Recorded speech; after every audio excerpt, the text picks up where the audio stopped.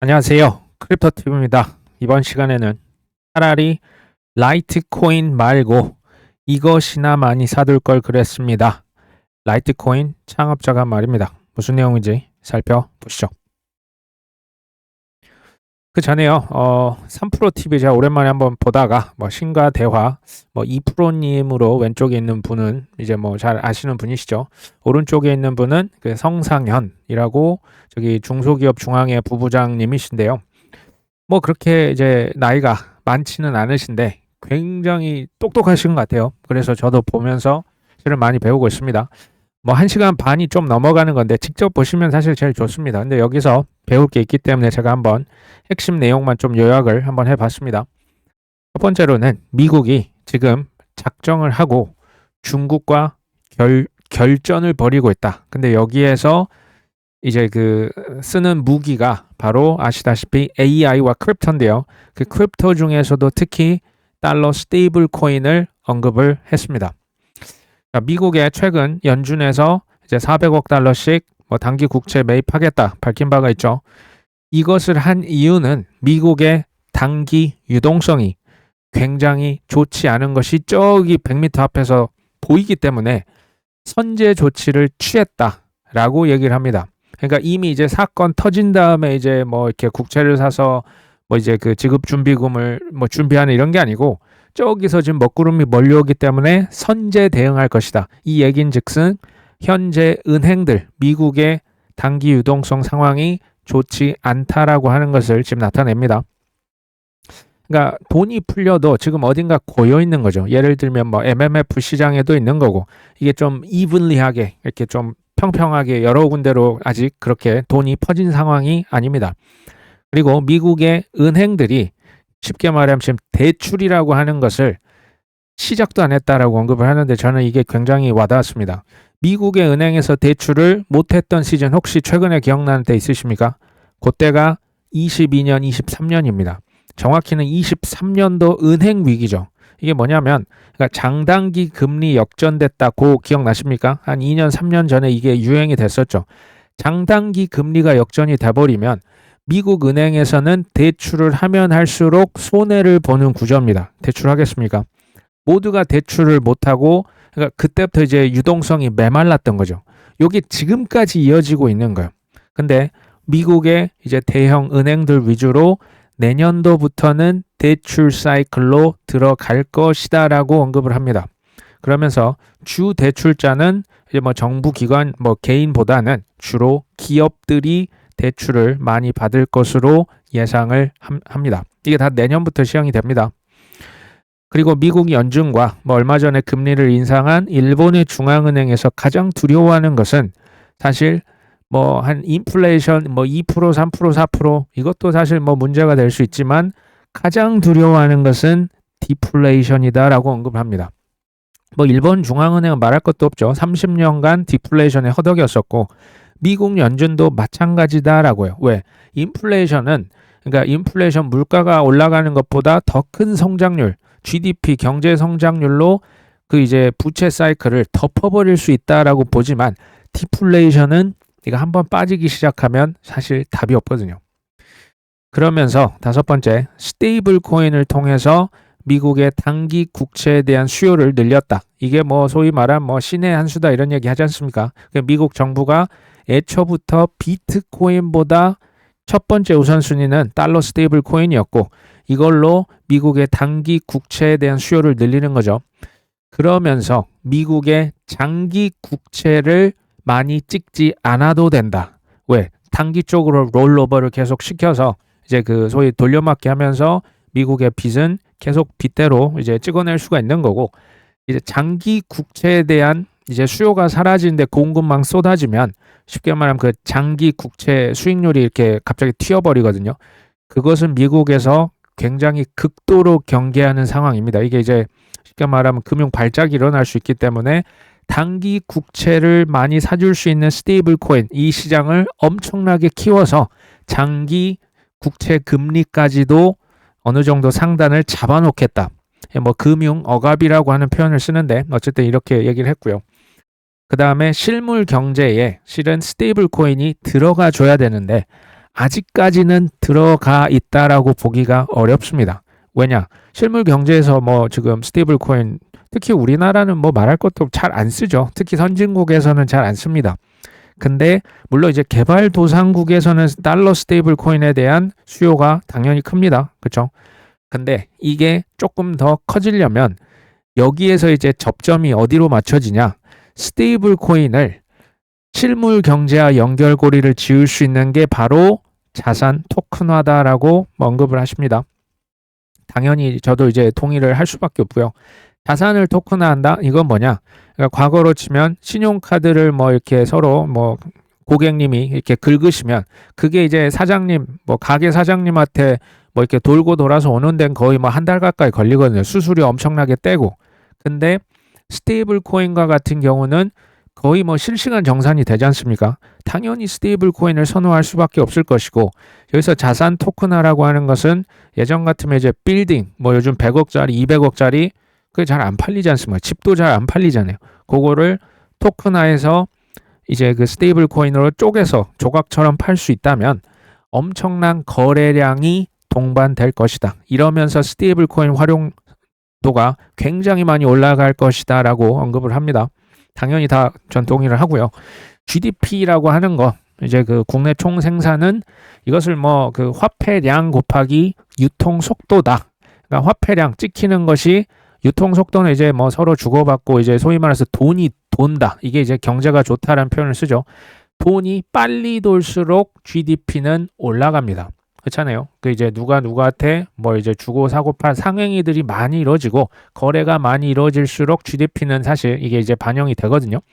근데 화폐량이라고 하는 게 기존 대비해서 얼마 없어도 그대로 있다고 쳐도 유통 속도가 기존 대비 뭐 10배, 뭐 5배 이런 식으로 확 치고 올라가면 GDP, 그러니까 미국의 경제는 오히려 성장할 수 있다. 여기에서 쓰이는 게 뭐다? 또 스테이블 코인. USDC가 여기서 많이 쓰이고요. 나중에 이제 보니까 27년도부터 스테이블 코인이 본격적으로 시행이 돼요. 이 법이. 법만 통과됐다고 끝이 아니고요. 생각보다 이 시간이 많이 걸리더라고요. 그러면 지금은 뭐 USDC다 테더 위주인데 나중에는 이제 빅테크 플랫폼들이 뭐 이제 우리로 좀 뭐 쿠팡도 할 수도 있고 뭐 신세계 뭐 어디 배달의 민족 뭐 네이버 스테이블 코인 다 발행하면 이 스테이블 코인 발행량과 유통 속도가 얼마나 빨라지겠습니까? 그러면서 이 GDP에는 오히려 긍정적인 영향을 미치면서 미국의 단기 국채 수요도 가져갈 수가 있는 거죠. 그리고 지금 요즘에 뭐 AI 사이클 뭐 버블 아니냐 이 논란이 있는데 이게 지금 미국과 중국은요 여기서 지면 끝이다. 그러니까 이게 지금 뭐 몇 달 하고 말 그런 레이스가 아니다. 그런 전쟁이 아니다라고 언급을 하는데 이것도 제가 동의를 안 할 수가 없어요. 이게 6개월 보고 뭐 심지어 1년 보고 쓱쓱 싹싹 하는 그런 AI 사이클이 아니다. 지금은 AI 데이터 센터를 이제 막 짓는 수준이죠. 이게 지금 생산성이 왜 이렇게 안 나오냐라고 할 단계는 아니다. 그러니까 지금 굉장히 초기고 뭐 이걸 뭐 거품이다라고 보지는 뭐 않았다라고 하는데요. 뭐 저도 여기에 동의를 합니다. 그 다음에 이제 스테이블 코인 법안 그리고 뭐 오빠 감세법 있죠. 오빠법이라고 있는데 이것들이 보니까 당장 내년부터 시행도 아니에요. 보니까 뭐 27년부터 시행 물음표입니다. 근데 중요한 것은 이제 법이 통과가 되고 뒤에서 뭐 로비도 뭐 JP 모건이랑 크립토 뭐 코인베이스 지금 싸우고 있거든요. 근데 내년도에 아마도 스테이블 코인 관련된 법안 뭐 빅테크 누가 나와서 우리도 뭐 하겠다. 뭐 그리고 뭐 이제 감세법 관련해서도 이제 뭐 트럼프 정부에서 선거가 있다 보니 이것저것을 발표할 거라는 거예요. 본격적으로 시행되는 건 저 27년에 하더라도 27년에 뭔가 나올 수 있다. 이것 자체가 아마 시장에 또 긍정적인 영향을 미칠 수 있다라고 보는 거죠. 이건 이제 뭐 저의 예측인데요. 이게 이제 본격적으로 시행이 되기 전이고 내년 11월 선거하기 전에 뭐 빅테크다, 뭐 코인에 있는 회사다, 뭐 미국에 있는 뭐 JP 모건이다, 어디다 이런 뭐 스테이블 코인 법이다, 그 다음에 뭐 오빠 관련된 감세 법이다 이런 것들이 실제로 성과로 이어지는 것을 트럼프 행정부에서 아마도 발표를 하지 않겠냐라고 저는 이제 보고 있는 거죠. 그리고 또 하나의 예측은 또 미국의 은행 대출이 증가한다는 것은 이거 엄청 중요한 거예요. 은행 대출은 신용 창출이요. 유동성 정말 뭐 10배수, 20배수 그냥 이게 멀티플라이 하는 거거든요. 그냥 폭발적으로 증가를 시킬 수 있는 건데 지금까지는 미국 은행에서 대출을 본격적으로 아직 안 했습니다. 아직 안 했어요. 기업들도 이제 본격적으로 뭐 회사 채권을 발행해서 유동성 조달 이제부터 시작을 할 것으로 보입니다. 이게 연준에서도 지금 여기 와서 지금 연준에서 금리 인상 자체는 지금 고려도 안 하고 있다는 얘기를 했지 않습니까? 연준의 완화 사이클과 맞물리면서 나쁘지 않겠다라고 얘기를 하는데 저도 일단 그렇게 보고 있습니다. 근데 현재는 AI도 그렇고 스테이블 코인도 그렇고 사람들이 긴가민가 하고 있대요. 그러니까 이거 뭐 되는 거 맞아? 버블 아니야? 왜 생산성 안 나와? AI 데이터 센터 이제 지금 막 짓기 시작했고 지금 벌써부터 왜 매출 안 나라고 하기는 조금 이제 애매한 시즌이고요. 너무나 이른 시즌이고 스테이블 코인은 시행이 아직 되기 전입니다. 클래리티 법안 계속 얘기 드렸지만 아직 통과도 안 됐죠. 저는 그래서 이제 뭐 낙관론자 얘기를 계속 드리죠. 긴가민가 할 때가 지금 아니다. 뭐 미국이다, 일본이다, 중국이다, 유럽이다. 사실은 지금 뭐 돈을 찍는 것을 포기할 국가는 전 세계 한 군데도 없어요. 그럼 이제부터 뭐가 중요해지냐면 물가가 상승할 수도 있어요. 근데 그건 이제 뭐 AI다, 나중에 뭐 휴머노이드다 해서 AI 에이전트는 사실 소비를 안 합니다. 로봇이 콜라 사 먹겠습니까? 이거 안 해요. 그럼 가면 갈수록 나중을 갈수록 인플레는 문제가 안 될 거예요. 당장 이제 그러니까 돈을 계속 찍을 거기 때문에 물가 상승률을 넘어서는 무조건적인 성장이 나와줘야 돼요. GDP가 성장이 나와줘야 됩니다. 여기에 지금 다 목숨을 걸고 있어요. 그러면 투자자로서의 관점은 앞으로 이들 국가들이 그 국가 주도의 뭐 자본주의라고 하지 않습니까? 어느 쪽으로 돈이 흐를 것이냐. 이것을 뭐 AI로 볼 수도 있고요. 이것을 뭐 비트코인이다 저 같은 사람 크립토로 볼 수도 있는 겁니다. 자, 홍콩에서 보험 자본에 코인 투자 허용을 하겠다. 이 입법이요. 막 제한이 됩니다. 그러니까 우리가 이제 좀 기다리기가 어려운 게 전 이런 것 같아요. 뭐 홍콩 보험 감독청, 뭐 보험 자본이 코인에 투자하면 이거 어마어마한 거거든요. 근데 내년 2월에서 4월 시행되는 것도 아니고 그때 업계 대국민 의견 수렴을 거친다. 그래서 입법 후에 이제 막 입법안을 제출할 것이다. 내년이 좋을 거라는 거 우리가 아는데요. 혹시 뭐 이런 것 같아요.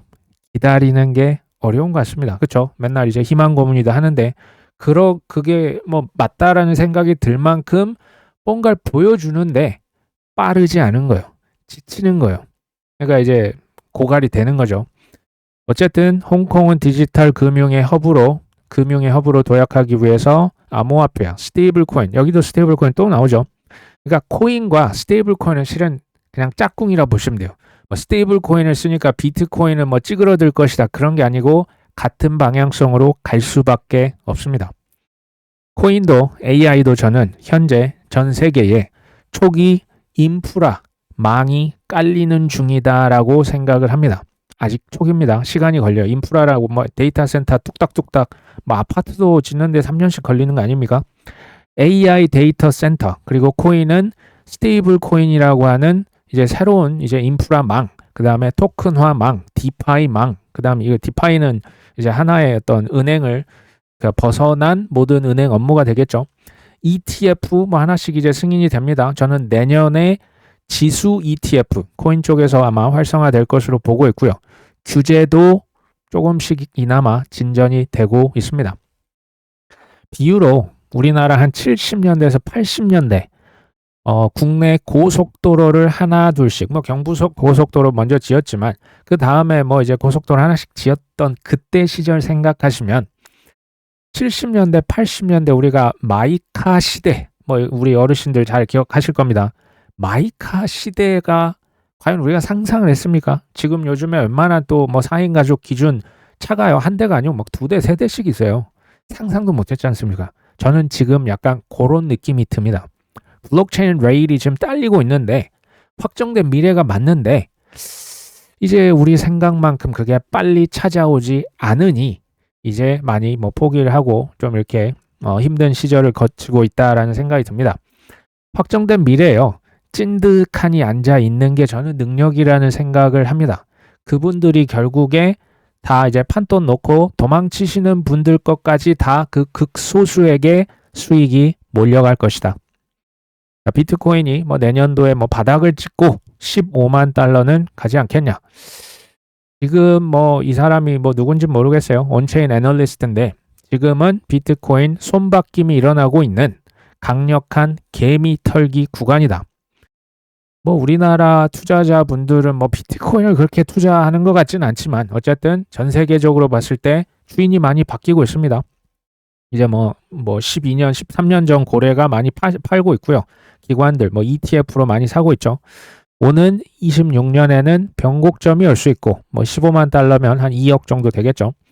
근데 2억 갈 것이다. 거의 지금으로서는 믿지 않는 분위기가 팽배한 거 아닙니까?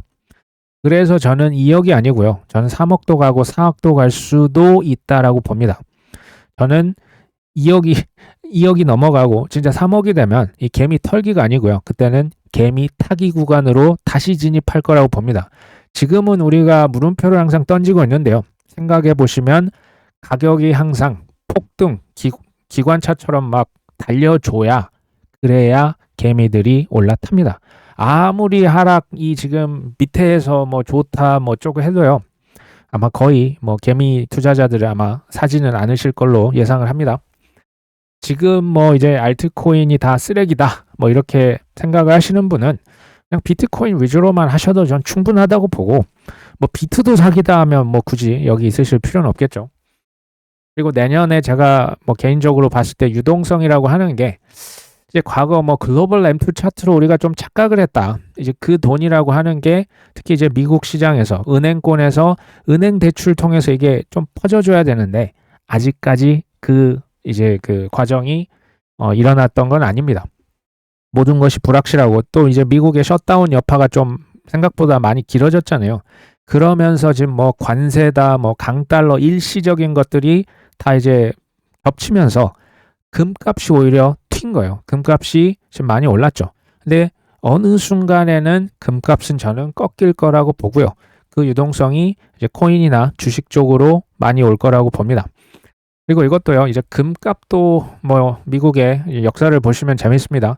미국에서 1933년 루즈벨트 대통령으로 제가 기억하는데 개인들이 실물 금을 보유하는 것을 무려 한 40여 년간 금지시켰던 거 아십니까? 이게 1975년도까지 미국에서 금을 소유하면 엄청난 벌금을 내거나 심지어 감옥에 가뒀습니다. 왜 이걸 불허했는지 아십니까? 미국 사람들이 금을 사면 이제 그 화폐, 달러에 대한 대항, 뭐 어떤 도전 이렇게 생각을 했던 거예요. 그만큼 미국은 뭐 선물 시장이랄지 금값을 의도적으로 어마어마하게 눌러왔어요. 금값을 많이 죽였습니다. 그러면 질문이 이거죠. 지금은 왜 금값 상승을 묵인하고 허용하고 있느냐? 이거 여기서부터 이제 저의 어떤 개인적인 의견이지만 저는 지금 금값을 그냥 놔두고 있는 것은 뭐 혹시 작년부터 했던 그 기억나십니까? 트럼프 대통령이 미 연준에 뭐 쌓여있는 금을 갖다가 이걸 팔고 비트코인을 살 것이다. 뭐 신시아 루미스 의원이 이런 얘기를 공공연하게 했었던 거 기억나십니까? 저는 그게 현실에서 일어날 수도 있다라고 봅니다. 미국은 항상 본인 국가에게 큰 위기가 닥쳤을 때 기존에 있었던 룰을 정말 과감하게 깼습니다. 그러면서 그때마다 뭐 이제 환율 전쟁이라고 우리가 이제 볼 수도 있는데요. 그때마다 룰을 바꾸면서 시대의 주도권을 미국이 다시 되찾았던 그 경험이 이제 뭐 지난 100여 년간 많이 있었거든요. 이제 지금 뭐 금모으기 운동 했지 않습니까? 뭐 저기 중국이다, 뭐 인도다, 러시아다, 뭐 브라질이다. 근데 갑자기 금을 팔고 그럼 금값이 많이 떨어질 수 있죠. 금값 굳이 저는 금을 팔아야 되나 하는 생각도 들어요. 금을 뭐 이렇게 기반으로 뭐 채권을 사서 그걸로 이제 비트코인을 살 수도 있겠죠. 제가 뭐 정확히 모르겠지만 그런 식으로 트럼프 행정부 후반에 가서는 비트코인을 국가적으로 살 수 있겠다라는 생각을 저는 합니다. 지금은 사람들이 이 얘기하면 다 비웃겠죠. 글쎄요. 좀 더 지켜볼 필요는 전 있다라고 보고 있습니다. 자, 이더리움 OG 뭐 이제 예전 고래가 되겠죠. 지금 스테이킹으로 이더리움을 뭐 3,600개를 지금 맡겨놓고 있다라고 합니다. 무려 지금 9년간을 보유했다고 하죠. 저는 현 시점에서 사실 굉장히 좋은 전략 중에 하나가 그냥 스테이킹이라고 생각을 합니다. 한국에 계신 분들은 그냥 업비트 스테이킹 놓으시면 되겠죠. 뭐 이더리움, 솔라나 같은 거 다 스테이킹 이자를 받으실 수가 있습니다. 일단 내 눈에 안 보이니까 좋고 이자도 따박따박 복리로 쌓입니다. 그 다음에 뭐 패닉셀, 이더리움은 특히 뭐 좀 더 심하죠. 뭐 찾으려면 뭐 거의 50일을 기다려야 되니까 패닉셀도 못해요. 얼마나 좋습니까? 좋은 자산 그냥 묵히시면 좋을 때다라는 생각이 듭니다.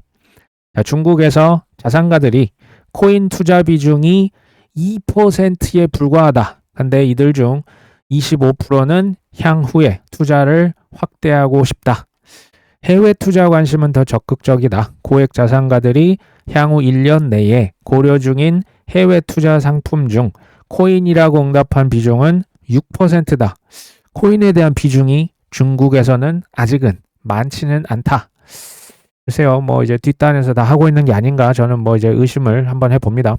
어쨌든 중국 자산가들이 아무래도 금 좋아하겠죠. 보험 중심의 포트폴리오를 유지하고 있는데 코인을 전략적 자산 배분의 일환으로 수용을 어쨌든 하고 있다. 저는 계속 얘기 드리지만 중국에서는 결국에 코인 빗장을 열 수밖에 없다라고 봅니다. 열 수밖에 없어요. 그러니까 이렇게 보시면 되거든요. AI는 개발을 하면서 뭐 인프라 깔고 개발을 뭐 이제 초첨단 기술로 AI를 키우면서 코인은 쓰레기고 코인은 금지한다. 이건 말이 안 돼요. 왜냐? 계속 얘기를 드리죠. AI 에이전트의 시대 저는 26년도에 많이 활성화가 될 거라고 보거든요. 이 에이전트가 됐건 그다음 휴머노이드 로봇 아마 그 이제 활성화가 이제 막 되기 시작할 겁니다. 이것도 시간은 걸리지만 이들이 활성화가 되면 될수록 로봇들이 종이돈으로 결제를 하겠냐라는 거예요. 실물금을 갖다가 얘네들이 거래를 할 수 있습니까? 이게 안 되는 거예요. 이걸 뭐 토큰화를 시키면 이제 또 다른 얘기가 되겠지만 중국에서도 그래서 스테이블 코인, 토큰화, 디파이, ETF 미국을 따라갈 수밖에 없어요.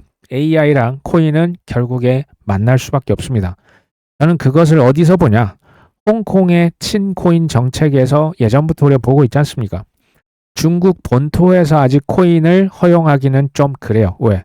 자본 유출해서 다 빠져나갈 수 있기 때문에 홍콩만 그냥 열어놓은 거예요. 여기다가 너희들 돈 부유한 그 계층들 비트코인 파킹 시켜놔. 여기에 스테이킹도 이제 우리가 만들어 놓을 테니까 여기서만 해. 저는 이게 궁여지책이지만 지금 미국의 눈치를 보면서 할 거는 뒤에서 다 하고 있다라고 보고 있습니다. 코인베이스 이것도 예전에 얘기를 드린 바가 있죠. 12월 8일 기사인데요. 2년간 코인베이스가 중단했던 국가가 어디다? 인도입니다. 근데 2년간의 사실은 뭐 이제 큰 아픔을 겪은 이후에 인도에 다시 들어간 거예요. 26년도부터 지금 뭐 한다? 법정 화폐 코인 투자를 가능하게끔 모든 준비를 끝마쳤어요. 23년도에 굉장히 쓰라렸던 이제 그 쫓겨났던 기억을 뒤로 하고요. 인도 시장을 포기했습니까? 안 했습니까? 포기할 수가 없는 거예요. 인구가 몇 명입니까? 젊은 사람들 얼마나 많습니까? 26년도에는 이제 법정 화폐로도 코인에 투자가 됩니다. 우리나라 이거 잘 이해가 안 되지만 해외에서 특히 이제 개발도상국은 주로 거의 뭐 테더다 아니면 USDC다 스테이블 코인으로만 코인을 사고 팔 수 있는 국가들이 굉장히 많은데 법정 화폐로 이제 뚫립니다. 또 하나의 거래소가 있죠. 세계 1위 거래소 바이낸스입니다. 여기도 예전 인도 시장에서 벌금을 이제 수십억 이상 그리고 온갖 수모를 겪었어요. 바이낸스가 인도에서도 수모를 겪었고 나이지리아에서도 수모를 겪었습니다. 근데 이 실패 이후에 벌금 냈고 이제 뭐 남 탓하고 떠났습니까? 아니에요. 다시 돌아왔어요. 이건 심지어 24년 8월 기사입니다. 인도 시장을 버릴 수는 없습니다. 또 하나의 인구 대국 혹시 인도네시아라고 아시죠? 인구가요. 세계 4위입니다. 지금 2억 8천만 명 정도로 통계에 잡히는데 매년 200만 명에서 300만 명 인구가 증가하고 있고요. 2030년이 되면 인구가 3억을 돌파할 것으로 예상이 됩니다. 동남아시아에서 가장 큰 인구 대국이죠. 30세 미만의 인구들이 정말 많습니다. 이게 인도네시아거든요. 인도네시아에서도 국가적으로 공식적으로 코인 거래소 29곳을 허가했습니다. 여기에 이제 우리나라 업비트가 들어갑니다. 무허가로 운영하면 징역 최대 10년. 근데 이 인도네시아 역시도 24년 9월부터 바이낸스 자회사, 토커 크립토라고 하는 여기에 이제 투자를 해서 이 지금 인도네시아에 이미 진출을 바이낸스가 했습니다. 우리나라 업비트도 앞서 18년도 12월 달에 이미 인도네시아 업비트가 그 서비스가 론칭이 됐거든요. 그러니까 인도다, 지금 중국이다, 나이지리아, 저 아프리카에서 인구 제일 많은 곳 아닙니까? 미국이다, 러시아다, 브라질이다, 사우디아라비아, 그러니까 친미다, 반미다 이런 게 이제 지금 그 관계가 없어요. 그냥 코인을 하나같이 채택을 하고 있습니다. 문제는 조금 우리의 기대만큼 시간이 이제 좀 더디게 흘러간다는 게 문제가 되겠죠. 코인 조사 업체입니다. 프레스토 리서치에서 내년도 비트코인이 16만 달러 갈 것이다. 토크나 자산도 4,900억 달러로 커질 수 있다.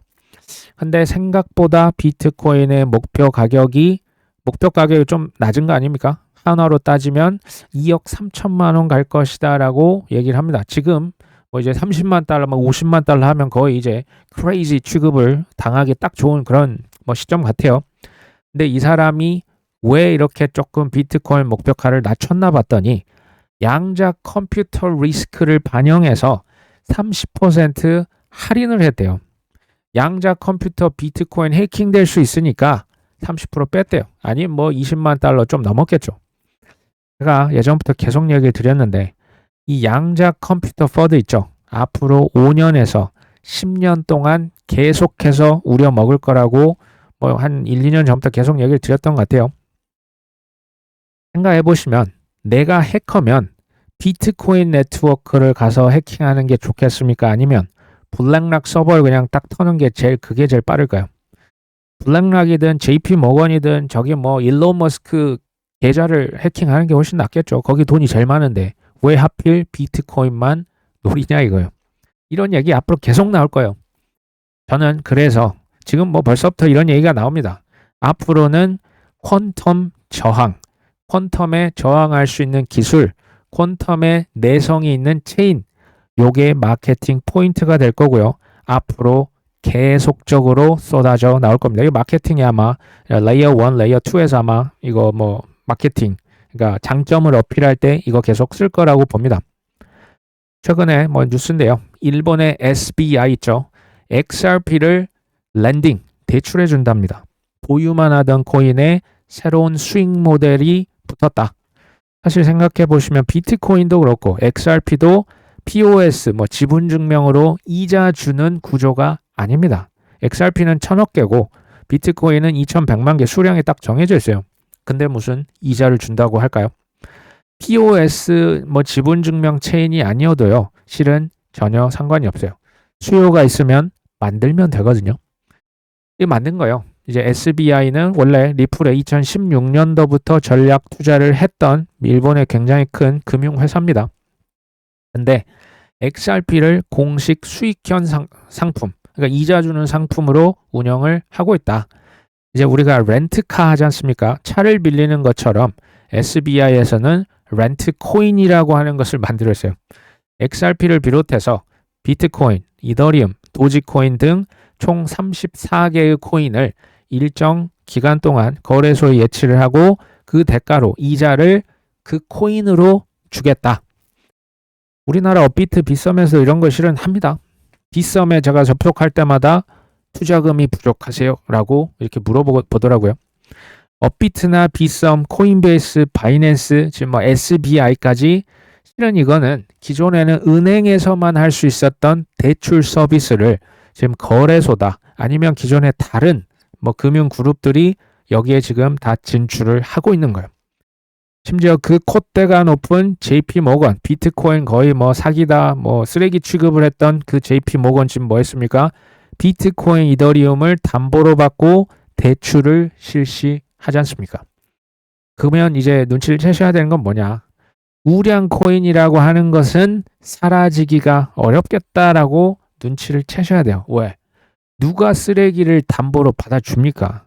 그 콧대 높은 미국의 1위 대형 은행이 월가를 주름 잡는 그 JP 모건이 비트코인, 이더리움을 담보로 잡았다라고 하는 것을 눈치를 채셔야 됩니다.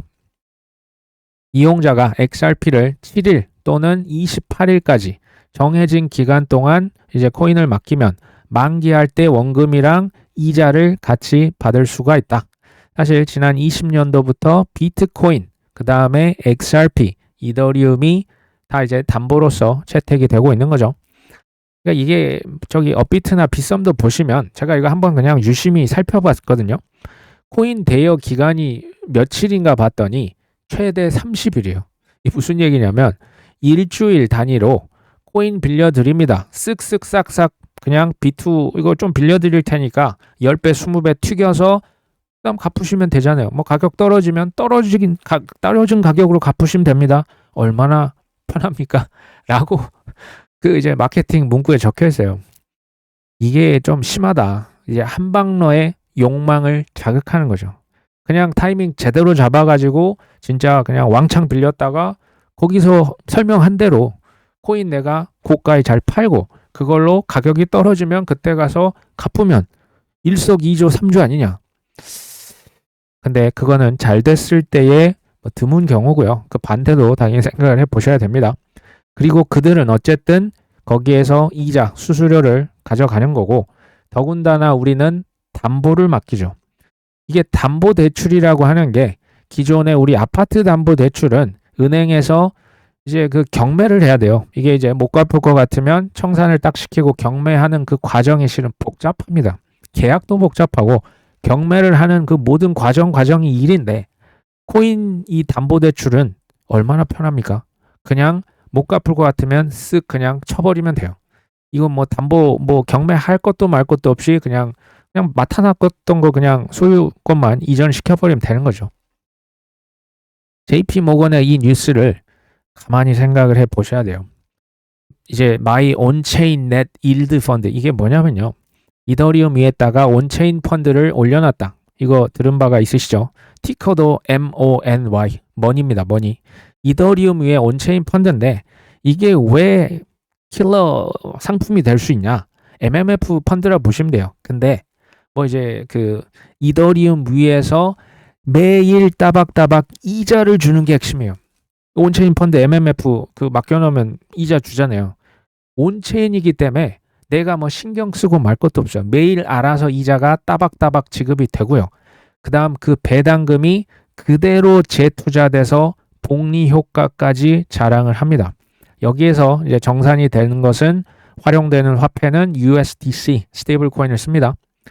그리고 최소 투자 금액에 제한이 있어요. 최소 14억 이상만 가능해요. 1 밀리언 이하로는 투자를 받아주지도 않아요. 그러니까 퀄리티 있는 VIP들만 투자를 하는 거예요. 이것이 지니어스법 통과 그 이후에 로비 작업으로 인해서 그때 코인 거래소들 야 니들 왜 이자 줘? 이자 막아.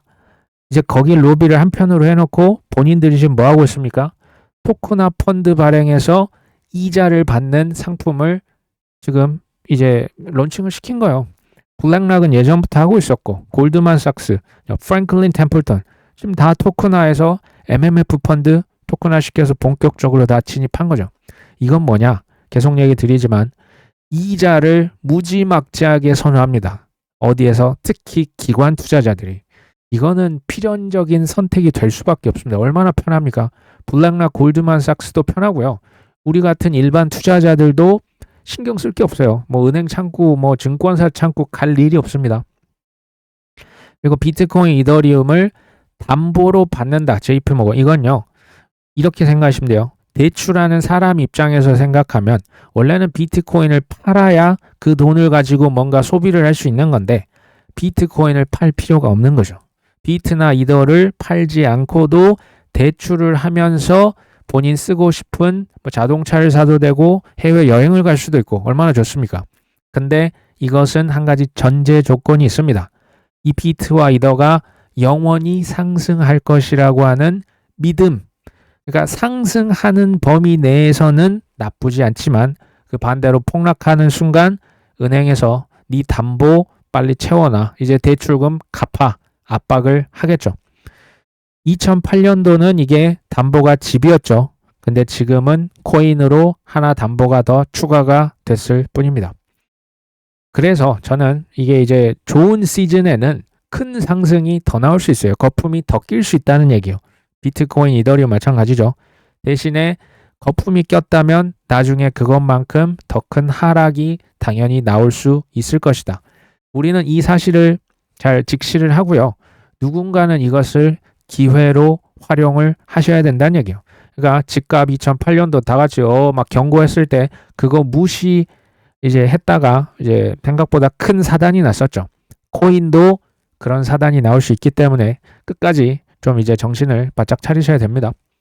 자, 라이트코인 창업자 있습니다. 찰리 리가 최근에 코인데스크 인터뷰를 했는데 조금 의외였습니다. 찰리 리의 형을 제가 예전에 그 버빌리라고 있는데 그분을 뭐 섭외해서 이제 컨퍼런스 한번 모셨던 기억이 납니다. 어쨌든 그 동생이 찰리 리입니다. 뭐 구글의 개발자 출신이고 이분이 라이트코인을 만들었는데 라이트코인 만든 것을 후회한다라고 밝혔습니다. 그러면서 이런 얘기를 해요. 그냥 비트코인 사놓고 쳐다보지 말고 아무것도 안 하고 조용히 익명으로 살 걸 그랬다. 근데 이게 진짜 후회하더라고요.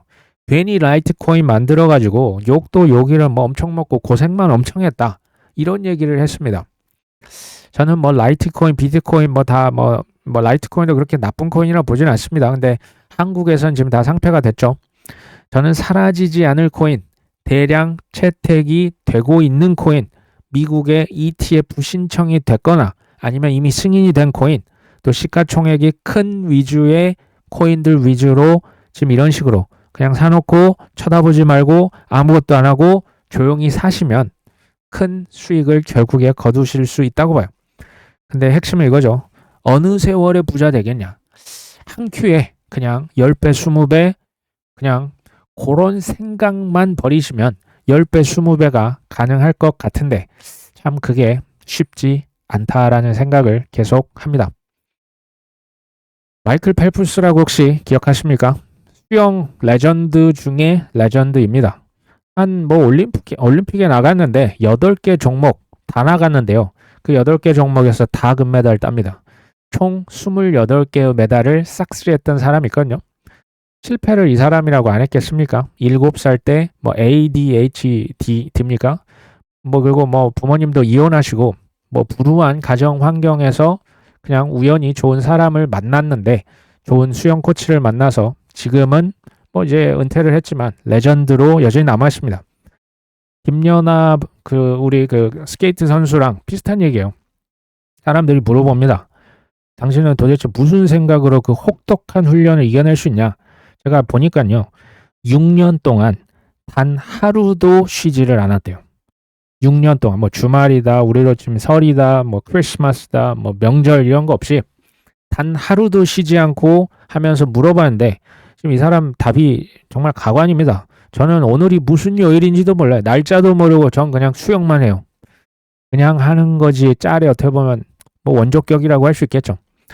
투자도 사실 그냥 하는 경지까지 가시면 저는 굉장히 쉬워질 거라고 생각을 합니다.